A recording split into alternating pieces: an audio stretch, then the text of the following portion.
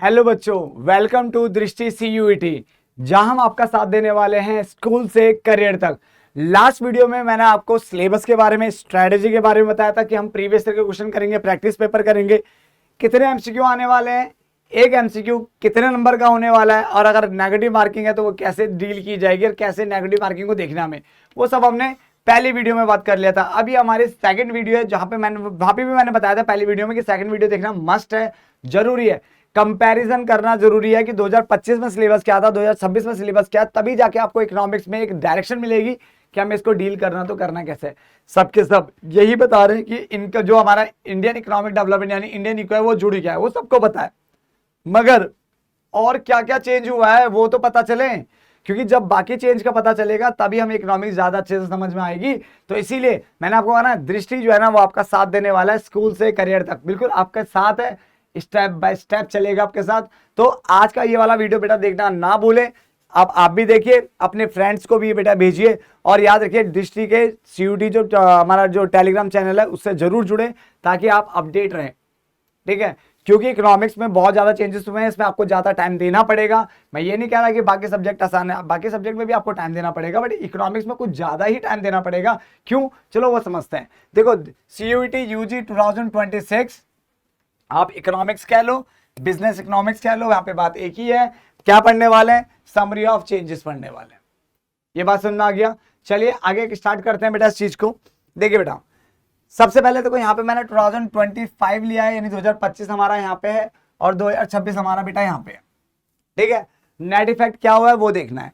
सबसे पहले बात करते हैं टोटल कोर्स की। तो पहले क्या हुआ करता था, दो कोर्स हुआ करते थे, माइक्रो इकोनॉमिक्स और मैक्रो इकोनॉमिक्स, ये दो हुआ करते थे, जो कि अब बढ़ करके कितने हो गए, 3 हो गए, माइक्रो, मैक्रो और इंडियन इको। सर ये तो हमें पहले से पता था, मैंने कब बोला आपको पता नहीं था बेटा, ये तो आपको पहले से पता था, जिसमें एक कोर्स क्या हुआ है, ऐड हुआ है, तो यहाँ पे प्लस लिखा हुआ है, क्लियर।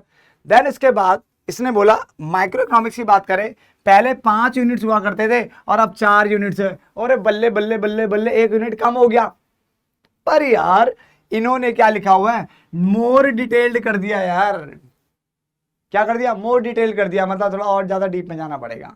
अब दिक्कत हो गई है, ठीक है ना। यानी रिस्ट्रक्चर तो क्या है, साथ में डीपर जाना पड़ेगा बेटा। क्या जाना पड़ेगा, डीपर, क्लियर है। देन आगे बात करते हैं मैक्रो इकोनॉमिक्स की। पहले 5 यूनिट थे, अब भी 5 यूनिट थे।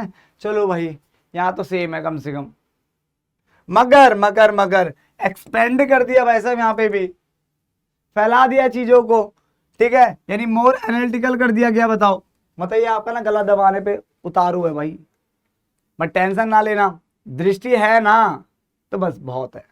ये आपका साथ देगा स्कूल से करियर तक। मैंने आपको बोला है आपको इस तरह के नोट्स प्रोवाइड किए जाएंगे, इस तरह की क्लासेस दी जाएगी कि आपको बहुत ज्यादा आसान लगने वाला है, टेंशन मत लेना बेटा, ठीक है ना। आगे बढ़ते हैं। अब देखिए, इंडियन इकोनॉमी पहले तो थी नहीं, अब ये बढ़ गई है, 4 यूनिट्स लेकर आई अपने साथ, यानी मेजर एडिशन यही हुआ है। न्यूमेरिकल की बात करें तो मॉडरेट, पहले मॉडरेट हुआ करते थे, मीडियम टाइप में थे, अब हाई हो चुके हैं। Money multiplier, TP, MPAP, curves, ये सब हमें पढ़ना पड़ेगा, प्राइस कॉन्सेप्ट सब कुछ पढ़ना पड़ेगा बेटा, ठीक है, यानी डिफिकल्टी लेवल बढ़ा दिया गया। इसके अलावा कॉन्सेप्चुअल डेप्थ की बात करें तो बेसिक डेफिनेशन पहले ज्यादा पूछी जाती थी, अब एप्लीकेशन और मैकेनिज्म पूछे जाएंगे, उससे रिलेटेड बातें होंगी, ठीक है, यानी हायर ऑर्डर थिंकिंग पे काम करने वाले हैं, हायर ऑर्डर थिंकिंग पे काम करने वाले हैं। तो बेसिक समराइजेशन तो समझ में आ गया, थोड़ा डिटेल में समझ लेते हैं क्योंकि वो समझना जरूरी है, अगर वो नहीं समझा तो दिक्कत हो जाएगी, ठीक है ना। चलिए स्टार्ट करते हैं डिटेल में थोड़ा सा। सबसे पहले देखिए बेटा, सबसे पहले बात करते हैं कोर्स नंबर 1, माइक्रो इकोनॉमिक्स की बात कर लेते हैं। माइक्रो इकोनॉमिक्स में यूनिट नंबर 1 में पहले से कितनी सी चीजें हुआ करती थी, micro economics, central problem, PPC curve, opportunity cost, ये हुआ करता था, जो कि अब है सिर्फ micro economics central problem. PPC curve को बाहर फेंक दिया, PPC कर्व दिख तो नहीं रहा यहाँ पे, अभी तो नहीं दिख रहा PPC कर्व सिलेबस में, आए ना। उसके अलावा बट हम जब आपको पढ़ाएंगे तो कुछ कुछ आपको नॉलेज हल्का फुल्का एक्स्ट्रा देके चलेंगे ताकि कोई दिक्कत ना हो, बट वहां पे PPC कर्व नहीं है बेटा, पहले था, देखो साफ साफ लिखा है, यहाँ पे नहीं है। और क्या है, कंज्यूमर इक्विलिब्रियम पढ़ना है in case of single commodity और 2 कमोडिटीज, दोनों में पढ़ना है हमें, ठीक है। कंज्यूमर बजट के बारे में पढ़ना है, ठीक है, डिमांड, प्राइस इलास्टिक डिमांड, दोनों मेथड हमें, जो परसेंटेज और एक्सपेंडिचर मेथड है वो दोनों पढ़ना है। बस सर ऐड क्या हुआ है, मेजर एडिशन बेटा ये है, ये आपको ध्यान देना है, मेजर एडिशन ये हुआ, बजट लाइन आपको ध्यान देना है, ऑप्टिमम चॉइस एडिड देखना है हमें, factors affecting elasticity of edit, देखो ये न्यू लिखा भी है कि factors affecting elasticity of demand जो है ये ऐड हुआ है बेटा एक्स्ट्रा, ठीक है ना। टॉपिक को रीऑर्गेनाइज कर दिया गया, थोड़ा कॉम्प्रिहेंसिव रीऑर्गेनाइज कर दिया गया इनटू अ कॉम्प्रिहेंसिव यूनिट, तो ये ऐड हुआ है, इस चीज पे आपको बहुत ज्यादा ध्यान देना है। फिर हम आगे बढ़ते हैं बेटा, unit number 2, unit number 2 consumer and behaviour, ये हुआ करता था, इसमें कंज्यूमर इक्विलिब्रियम से रिलेटेड बातें थी, बट ये अब ये मर्ज हो चुकी है एक के अंदर ही, पहले वाले में सब कुछ आ चुका है, तो अब ये यूनिट 2 नहीं रही, ये पहले में ही मर्ज हो चुका है, ये जितना भी था ये प्राइस इलास्टिक डिमांड ये सब यहाँ पे आ चुका ऑलरेडी, ठीक है ना। और क्या ऐड हुआ है, factors affecting elasticity of demand, ये वाला ऐड हुआ है, पहले नहीं था, ठीक है, यानी मर्ज कर दिया गया। यहां तक समझ में आ गई सारी बात। बेटा कंपैरिजन तो समझना पड़ेगा, मुझे नहीं पता बाकी चैनल वालों ने समझा नहीं समझा, मुझे उसका मैटर, मुझे वहां समझनी है कि वहां उन्होंने करवाया नहीं करवाया, बट मैं करवाऊंगा ताकि आपको पता तो चले कि कहाँ पे क्या ऐड करना क्या घटाना है, तभी आपकी इकोनॉमिक्स में बढ़िया से स्ट्रेटजी बनेगी और उसी के अकॉर्डिंग हमें चलना पड़ेगा। उसके अलावा यूनिट नंबर 2 जो था, ठीक है, अब जो है बेटा वो है प्रोडक्शन एंड कॉस्ट, ये ठीक है, ऐसा कोई सेपरेट यूनिट पहले 2025 में था ही नहीं, ऐसा कोई यूनिट था ही नहीं, बट इस बार है प्रोडक्शन कॉस्ट, जिसमें प्रोडक्शन भी है, टीपी एमपी एपी वाले, कॉस्ट वो fix cost, TFC TBC AFC ABC ये वाला टॉपिक भी है, ठीक है, प्रोड्यूसर इक्विलिब्रियम भी इसी में घुसा रखा है, रिवेन्यू भी इसी में डाल रखा है इन्होंने, ठीक है ना, सब कुछ तो इसी में पटक दिया इन्होंने। तो नया क्या हुआ है, टीपीएमपी कर्व्स ये सब आपको ढंग से पढ़ने पड़ेंगे बेटा, ठीक है ना। Previously scattered across unit 3, previously क्या था, यूनिट 3 में इसको डाला गया था, इस बार क्या है यूनिट 2 में सारा काम इसमें कवर कर दिया गया है, यूनिट 3 तक जाने की जरूरत नहीं पड़ी, ठीक है ना, तो ये सारा काम यहाँ पे डाल दिया गया बेटा। इसके अलावा यूनिट 3 प्रोड्यूसर ये बिहेवियर एंड सप्लाई का नाम करके हुआ करता था, ठीक है, ये सारा का सारा जो यूनिट 2 और यूनिट 3 है पिछले वाले साल का, ठीक है ना, इसे क्या लिखा, कंटेंट रीडिस्ट्रीब्यूटेड टू यूनिट 2 और यूनिट 3 ऑफ 2026, इसका मतलब सारा का सारा रीऑर्गेनाइज्ड हुआ है बेटा, एक तरीके से क्या हुआ है, रीऑर्गेनाइज्ड हुआ है, अगर ध्यान से देखे तो, ठीक है। देखो यहाँ पे पहले जरा सा था, ये इसी के अंदर ही आ गया, यूनिट 2 आया इसका, वो भी यूनिट 1 में चला गया, फिर जो अब जो यूनिट 2 है नया वाले का प्रोडक्शन कॉस्ट है, ऐसा कोई यूनिट यहाँ पे हुआ ही नहीं था, यहाँ पे यूनिट था ही नहीं, यूनिट 2 नाम का स्टेप का, ठीक है ना, और इसमें सब कुछ डाल दिया इन्होंने भर भर के। आगे बढ़े हम तो पता चला कि हमारे जो है कंटेंट को रीऑर्गेनाइज कर दिया गया है, ठीक है ना, यानी सब कुछ मर्ज कर दिया गया, यूनिट के अकॉर्डिंग थोड़ा चेंजेस कर दिए इन्होंने। फिर हम आगे बढ़े, theory of firms under perfect competition, तो ऐसा भी कोई सेपरेट यूनिट था नहीं 2025 में, बट यहाँ पे यूनिट 3 नाम की कोई एक यूनिट है जहाँ पे आप सप्लाई के बारे में पढ़ोगे, परफेक्ट कंपटीशन के बारे में पढ़ोगे, प्रॉफिट मैक्सिमाइजेशन के बारे में पढ़ोगे, सब पढ़ोगे। तो नया क्या ऐड हुआ, perfect competition gets its own dedicated unit, इसके बारे में पता होना चाहिए थोड़ा, प्रॉफिट मैक्सिमाइजेशन जो है इसके बारे में आपको पता होना चाहिए, तो वो ऐड हुआ, ब्रांड न्यू यूनिट है, उस पर ध्यान देना आपको, ठीक है बेटा। न्यू पे ध्यान इसलिए भी दिया जाता है कि जब भी कोई चीज नहीं जुड़ती है तो उसके आने के चांसेस बेटा बढ़ जाते हैं, ठीक है। देन आगे बढ़ते हैं, फिर आता है forms of market and price determination, तो परफेक्ट कंपटीशन मार्केट पढ़ा जाता था, इक्विलिब्रियम प्राइस पढ़ा जाता था, ये सब चीज सप्लाई प्राइस सब यही पढ़ाया जाता था, बट इसको हमने मर्ज कर दिया 3rd यूनिट में, ये सब 3rd यूनिट में चला गया हमारे 2026 में, ठीक है। तो यूनिट कुछ मर्ज हुई है, कुछ कुछ तो नया हुआ है, नया वाला मैंने बता दिया, और कुछ कुछ मर्ज हुई है बेटा, उस चीज को हमें देखना है कि मर्ज कहाँ कहाँ पे हुई है। उसके बाद आते हैं market equilibrium and simple application की बात करें तो ऐसा भी कोई सेपरेट यूनिट था नहीं, बट इस बार है मार्केट इक्विलिब्रियम के बारे में, प्राइस सीलिंग, प्राइस फ्लोर, ये सब हमें पढ़ना है बेटा, ठीक है ना। नया क्या है, इक्विलिब्रियम एनालिसिस को आपको थोड़ा फॉर्मुलाइज अच्छे वे में करना पड़ेगा, और replace old simple application unit, ठीक है, इस पे हमें ध्यान देना पड़ेगा बेटा। लास्ट है सिंपल एप्लीकेशन नाम का, पहले कोई अलग से चीजें हुआ करती थी जो कि यहीं जुड़ गया है, सिंपल एप्लीकेशन, तो लिखा है ना, रिप्लेस कर दिया सिंपल एप्लीकेशन यूनिट, पहले ये अलग हुआ करता था, अब ये इसी में आ गया है, यहाँ पे देखो ये रहा, इसी में आ गया, आए ना, तो इस चीज पे बेटा हमें ध्यान देना है। आगे बात करते हैं, एक एफएडी थ्योरी थी बेटा, वो हट गई है, याद रखना, एफएडी थ्योरी हमारी हट चुकी है, ठीक है ना, और application move to new unit, अब जो ये सिंपल एप्लीकेशन वाला यहीं जुड़ चुका है, इस चीज पे ध्यान, तो कोई एफएडी थ्योरी बोलेगा बोलना हट गई है, ठीक है, और जो सिंपल एप्लीकेशन है वो यूनिट कहाँ चले गए, 4 में, तो अब के हिसाब से 4 यूनिट है, पहले के हिसाब से 5 यूनिट थे, बात समझ आ गया, बट जो हमारी जो अब 4 यूनिट है ना वो बहुत डिटेल में चले गए, ये दिक्कत है, ठीक है ना। देन इसके बाद आता है मैक्रो इकोनॉमिक्स, मैक्रो इकोनॉमिक्स की अगर हम बात करें, unit number 1 national income related aggregate, ये वाला था बेटा, ठीक है। अभी भी नेशनल इनकम से रिलेटेड ही बातें। क्या अपग्रेड हुआ है, एक तो प्राइस कॉन्सेप्ट हमें ध्यान से देखना है बेटा, जीडीपी वेलफेयर को ध्यान से देखना है, और मोर एनालिटिकल हो चुका है, लेस डिस्क्रिप्टिव हो चुका बेटा। इस चीज पे ध्यान देना जो मैंने बता दिया वहां पे, वो चीज पे ध्यान देना बहुत जरूरी है। डिस्क्रिप्टिव कम हो गया, याद रखना, एनालिटिकल ज्यादा है, ठीक है। आपके दिमाग से खेलेगा इस बार।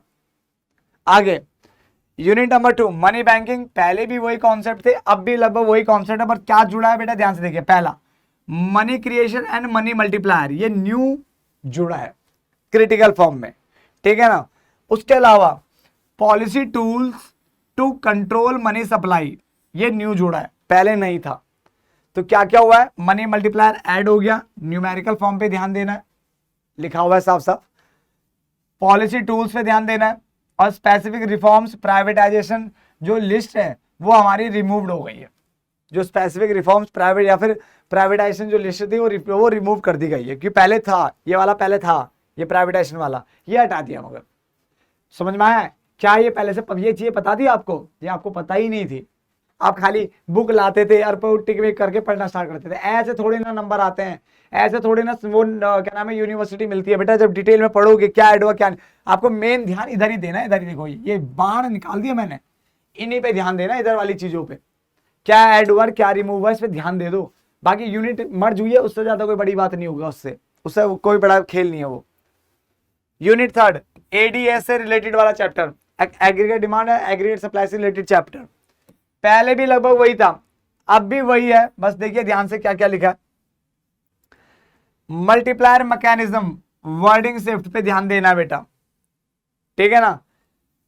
टैक्सेस, जो गवर्नमेंट के जो स्पेंडिंग है, टैक्सेस मनी सप्लाई, ये एक्सपेंड कर दी गई है। रिफाइंड क्या हुआ है, करेक्शन मेजर, एक्सपेंडेड बढ़ा दिया, टैक्स को लेके आगे मनी सप्लाई ये सब ऐड हो गया। इन्वेस्टमेंट मल्टीप्लायर पे ध्यान देना है, ठीक है ना। ये ब्रॉडर फोकस हो गया है, मतलब थोड़ा फैला दिया गया इस कॉन्सेप्ट को, इस पे ध्यान देना बेटा।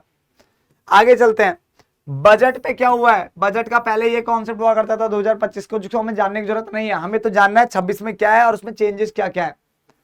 अब 26 में हमारे पास ये है बेटा, क्या हुआ है बेटा, प्लान और नॉन प्लान जो वाला कॉन्सेप्ट था उसको रिमूव कर दिया गया है।